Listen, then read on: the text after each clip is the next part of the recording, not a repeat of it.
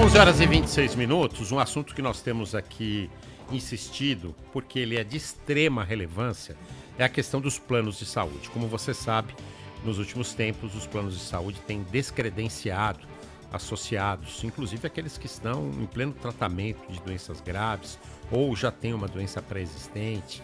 Esses têm perdido a possibilidade de se tratar naquele plano de saúde que eles já pagavam há algum tempo. Ontem, uma reunião aconteceu na Câmara dos Deputados entre o presidente Arthur Lira, outros deputados participaram também, e representantes de entidades da área de saúde complementar.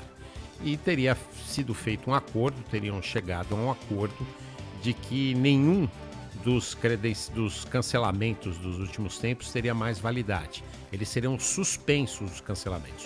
O problema é que esse acordo foi verbal, não está escrito em nenhum lugar, então vamos ter que aguardar para ver o que vai acontecer. Enquanto isso, a gente conversa com o advogado Sérgio Gerabi, que de vez em quando participa com a gente aqui do Manhã Bandeirantes, porque o doutor Sérgio tem uma tese interessante para ser utilizada pelos segurados, uma tese que os beneficia. Doutor Sérgio, o senhor pode explicar para a gente essa tese, por favor? Bom dia. Bom dia. Bom dia, Sabino, Lupato e principalmente aí aos consumidores que estão realmente muito aflitos com essa situação dos planos e não é de hoje. O que ocorre é que a ANS, a legislação em vigor, ela permite que as operadoras vendam os planos coletivos, planos vinculados a pequenas empresas, com um grupo de participantes que não fica submetido ao controle nem de reajuste pela ANS e também esses contratos coletivos permitem a suspensão ou a rescisão do contrato ao bel prazer da operadora de plano, passados 12 meses da contratação.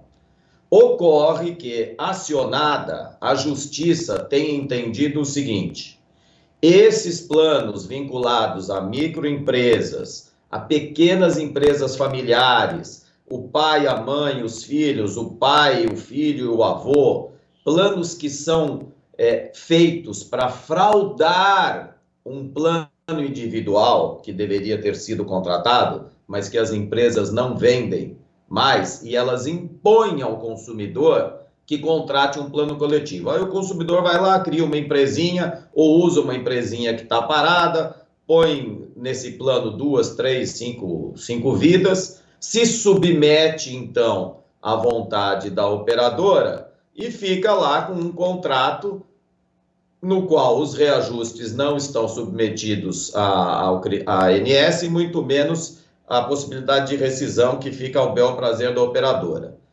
Graças a Deus, a nossa justiça tem interpretado esses contratos como falso coletivo, ou seja, ele é criado para fraudar um contrato que deveria ser individual, a operadora impõe o plano empresarial e com isso obtém todas essas vantagens que eu já disse. E o que a justiça tem feito nestes casos comprovados de falso coletivo? Ela manda que a operadora passe a cobrar... Ou seja, doutor Sérgio, quer dizer, na verdade, a empresa de seguro-saúde deveria autorizar a venda dos planos coletivos para que os segurados não fossem obrigados a recorrer a esses planos ligados a microempresas, a pequenas empresas, não é isso? Aos planos individuais, na verdade, né? As seguradoras deveriam abrir a venda de planos individuais, como era antes, né? E aí, o que a Justiça faz é assim, quando ela percebe que é um falso coletivo, tanto o Tribunal de São Paulo como o STJ têm decisões que eles dizem, este contrato é uma fraude e deve ser tratado como contrato individual. E a partir desse momento, o reajuste é feito como individual, fica vedada a possibilidade de rescisão unilateral desse contrato e ainda mais, o consumidor que tinha esse contrato e que pagou como coletivo tem direito a reaver as diferenças de reajuste dos 3 últimos anos que ele pagou como coletivo para individual. Então, além dele conseguir se enquadrar como um contrato individual, passar a ter a reajuste individual, não ficar sujeito à rescisão unilateral, ele ainda pode pleitear e receber os 3 últimos anos de diferenças a maior que foram pagas. E aí no contrato individual, doutor, também não há essa autorização para que depois de 12 meses o plano de saúde cancele o contrato de forma unilateral. Exatamente. No individual ele não poderia. É um dos grandes benefícios, então, para as empresas de plano de saúde. Elas optam por essa situação do falso coletivo para que possam, depois de 12 meses, cancelar sem mais nem menos. Sim. Elas impõem essa situação, né, na verdade, porque senão você não consegue contratar o plano, então é uma imposição delas ao consumidor.